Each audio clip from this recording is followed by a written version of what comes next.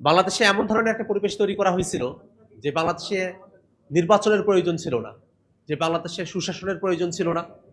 আসসালামু আলাইকুম রহমতুল্লাহ। আজকের এই জাতীয় সেমিনারে উপস্থিত সম্মানিত প্রধান অতিথি, সভাপতি, জাতীয় নেতৃবৃন্দ, শহীদ এবং আহত পরিবারের সদস্যবৃন্দ এবং সম্মানিত শ্রোতা মণ্ডলী, আপনাদের সকলকে সালাম এবং শুভেচ্ছা। আমরা বাংলাদেশের মানুষেরা দীর্ঘ সময় ধরে একটা ফিজিবাদী যন্ত্রণাদায়ক শাসনের মধ্য দিয়ে জীবন অতিবাহিত করেছে।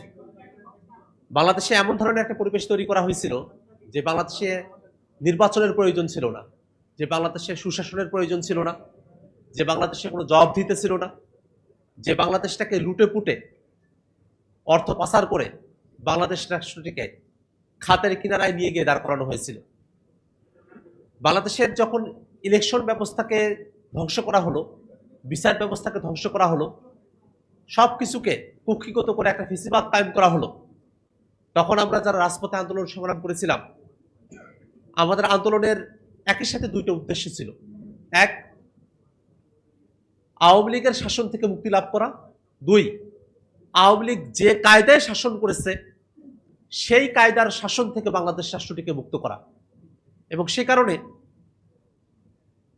24 অভ্যুত্থানের আগেও বাংলাদেশে যারা বিরোধী দলীয় রাজনীতি করেছেন তারা সকলে রাষ্ট্র সংস্কারের আলাপে সম্মত হয়েছিলেন। সেই আলাপটা তখন বিএনপিও করেছিল, বর্তমান সরকারি দল।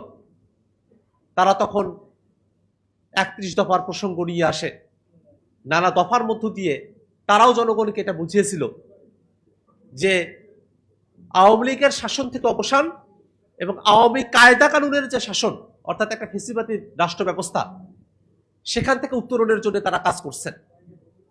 আমরা সকলে মিলে 24 অভ্যুত্থানে আমরা সামিল হলাম। আমাদের কত ভাই জীবন দিলেন, কত মানুষ রক্ত ঝরালো, যার মধ্য দিয়ে একটা নতুন বাংলাদেশের স্বপ্ন আমরা দেখেছিলাম।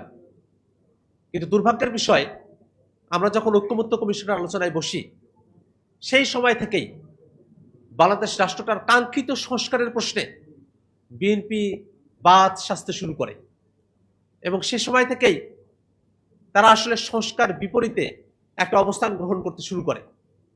তারা মুখে বলছে সংস্কার, কিন্তু তাদের কাজে করবে সংস্কারের পক্ষে তাদের অবস্থান ছিল না।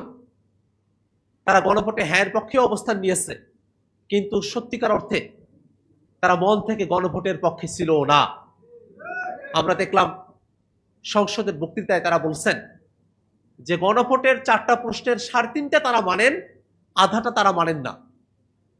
আমরা তাদেরকে বলতে চাই, 4টা প্রশ্নের 3.5টা আপনারা মানেন, আধাটা মানেন না, কিন্তু বাংলাদেশের 70% জনগণ ওই 4টা পক্ষ প্রশ্নকে মেনেই গণভোটকে জয়ী করেছে।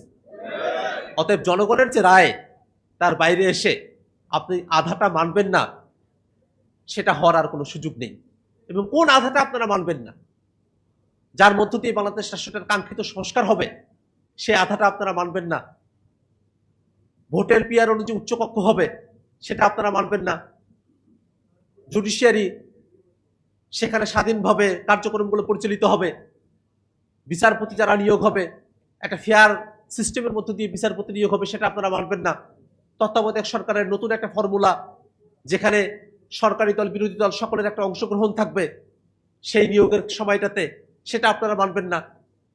সরকারি কর্ম কমিশন পিএসসিতে নিয়োগ হবে একটা সুষ্ঠু প্রক্রিয়ার মধ্য দিয়ে, দুদকে নিয়োগ হবে সুষ্ঠু প্রক্রিয়ার মধ্য দিয়ে, সেগুলো আপনারা মানবেন না। তাহলে আপনারা সংস্কারের কোন অংশটুকুকে মানবেন? অতএব আমরা সরকারের কাছে বারংবার আহ্বান জানাবো, বাংলাদেশের মানুষেরা আর রক্তপাত দেখতে চায় না। বাংলাদেশের মানুষেরা একটা গণতান্ত্রিক উপায়ের মধ্য দিয়ে রাষ্ট্রটার একটা কাঙ্ক্ষিত সংস্কারের রূপান্তর তারা দেখতে চায়।